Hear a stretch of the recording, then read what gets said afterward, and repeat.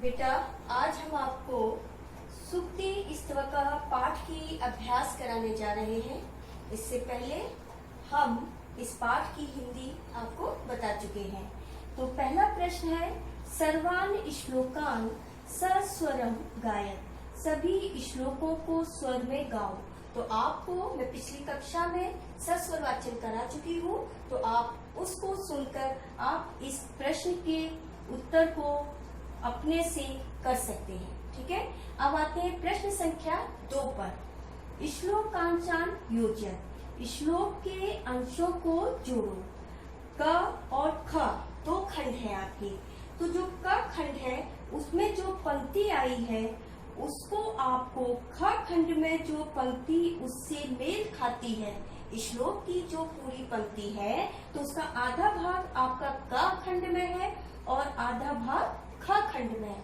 अगर आप श्लोक को देखेंगे तो बहुत ही आसानी से इसको मिला सकते हैं। जैसे तस्मात् प्रियम ही वक्तव्यम, तो प्रिय ही बोलना चाहिए। इस वाले खंड में इससे मिलती हुई कौन सी लाइन है? तो प्रिय ही बोलनी चाहिए। प्रिय ही बोलना चाहिए। बोलने में कौन सी गरीबी या कंजूसी? तो आपका क्या हो जाएगा? तस्मात् प्रियम ही वक्तव्यम, वचने का दरिद्रता। ठीक है, इसको आप इससे मिला देंगे। दूसरा है, गच्छन पिपील को याति। जाता हुआ चींटा जाता है। योजना नाम शतान्यपि, 100 योजन भी चला जाता है, पढ़ा था। तो आपका क्या मिल जाएगा इसके साथ? गच्छन पिपील को याति, योजना नाम शतान्यपि। तीसरा देखिए, प्रिय वाक्य प्रदाने। प्रिय वाक्य बोलने से श्लोक में क्या पढ़ा था? सभी संतुष्ट होते हैं। तो क्या हो जाएगा? प्रिय वाक्य प्रदानेन सर्वे तुष्यन्ति जन्तवः। इसके साथ आपका ये मिल जाएगा। किम भवेत् तेन पाठेन। उसको पढ़ने से, पाठ को पढ़ने से क्या फायदा?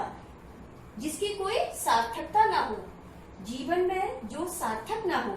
तो क्या हो जाएगा इसके साथ? किम भवेत् तेन पाठेन जीवने यो न सार्थकः। काकः कृष्ण पिकः कृष्ण, कौवा काला कोयल काली। तो क्या भेद है कौवे और कोयल में? ये पढ़ी थी आपने हिंदी श्लोक की। तो इसकी संस्कृत क्या हो जाएगी इसके साथ? काकः कृष्ण पिकः कृष्ण, को भेदा पिक काकयो। तो इस तरीके से आप खंड का में जो पंक्ति है उसी से आगे जो श्लोक पूर्ति में सहायक सिद्ध होगी जो पंक्ति, उसके साथ जोड़ देंगे। इस तरीके से ये आपके प्रश्न का उत्तर। हम आते हैं बेटा प्रश्न संख्या 3 पर। प्रश्न संख्या 3 में क्या करना है आपको कि प्रश्न नाम उत्तराणि लिखत, प्रश्नों के उत्तर देने हैं। क है सर्वे जन्तवः केन तुष्यन्ति। तो पहले हम प्रश्न का अर्थ समझेंगे। सभी जंतु, सभी प्राणी किससे संतुष्ट होते हैं? तो आपने श्लोक में क्या पढ़ा था? क्या पढ़ा था? प्रिय वाक्य प्रदानेन सर्वे तुष्यन्ति जन्तवः। तो आपका आ जाएगा केन की जगह क्या आ जाएगा? इस केन की जगह प्रिय वाक्य प्रदानेन।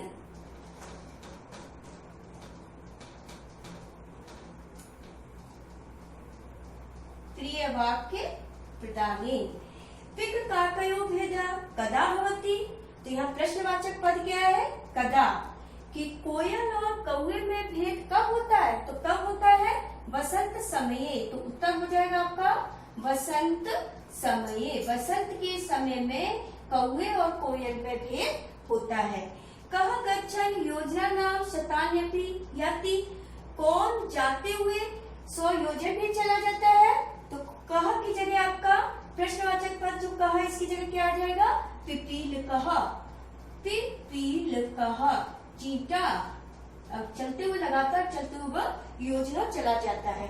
मैं यहाँ पर आपको बेटा एक पद में उत्तर दे रही हूँ, लेकिन आपको पूरे वाक्य में उत्तर लिखना है।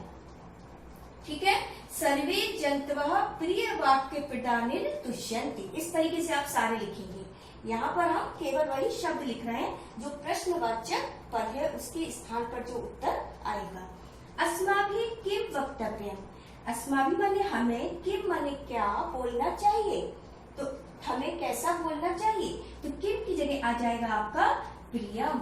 अस्माभिः प्रियम वक्तव्यम। ये माँ है बेटा। अच्छा, अस्माभिः प्रियम वक्तव्यम। अब आते हैं प्रश्न संख्या 4 पर। प्रश्न संख्या 4 में आपको क्या करना है, आम न इति लिखत। जो सही वाक्य है उसके आगे लिखना है आम। आम माने हाँ, सही। और जो गलत वाक्य है उसके आगे लिखना है न, नहीं। ये मतलब ये वाक्य गलत है तो आप लिखेंगे न, और जो सही है उसके आगे लिखेंगे आम।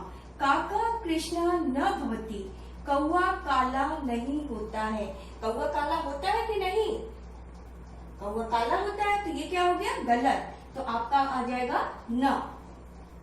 अस्माभिः प्रियम वक्तव्यम। हमें प्रिय बोलना चाहिए। ये सही वाक्य है, बोलना चाहिए प्रिय। तो यहाँ पर आपका आ जाएगा आम। वसंत समये पिक काकयो भेदः भवति। वसंत के समय में कोयल और कौवे में भेद स्पष्ट होता है। होता है या नहीं? होता है। तो ये भी आपका हो गया सही। तो सही है तो लिखेंगे आम। वैनतेह पशु अस्ति।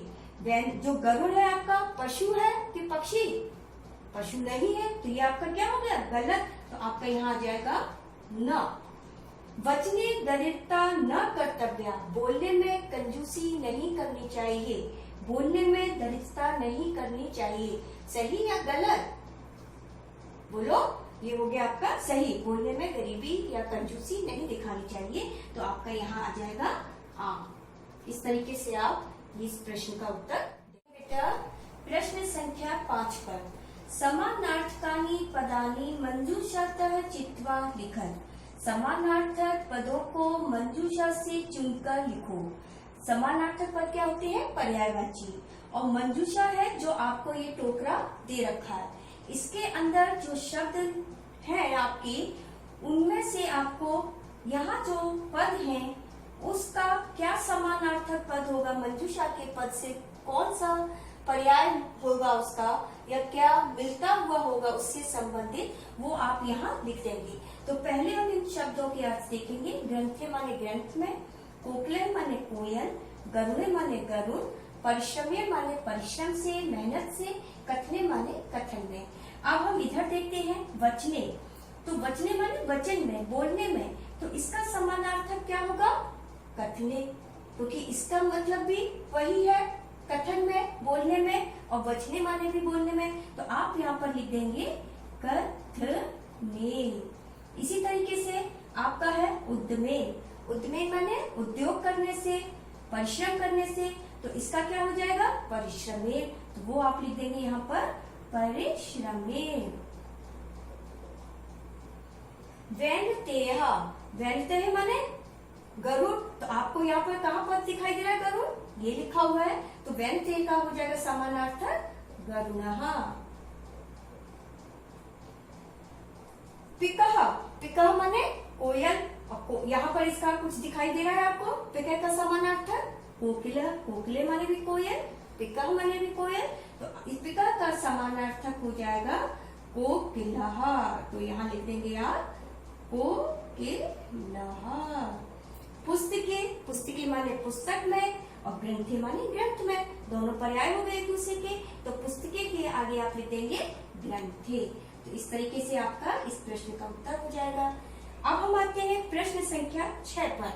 विलोम पदानि योज्य। विलोम पद क्या होता है, उल्टा, विपरीतार्थ है।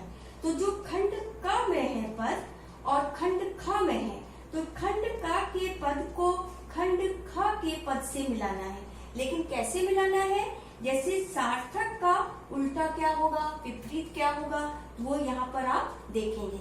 दूसरी ट्रिक हम बताते हैं आपको, जिससे कि आपका उत्तर सही हो। आप देखेंगे सार्थकः। सार्थकः, तो यहाँ पर क्या आ रहा है, थकः, अर्थकः, और यहाँ भी आ रहा है अर्थकः। तो आपको कितनी सुविधा हो जाएगी, सार्थक निरर्थक। सार्थक माने प्रयोजन पूर्ण है, निरर्थक माने बेकार है। तो सार्थक का विपरीत हो जाएगा आपका, विलोम हो जाएगा निरर्थक का। सुविधा होगी ना। इधर देखिए क्या अंत में आ रहा है, इधर वाले पद में भी देखिए क्या अंत में आ रहा है। तो इसको इससे आप मिला देंगे। कृष्णः, अह, रह, णः ध्वनि, अह, अह की ध्वनि श्वेतः।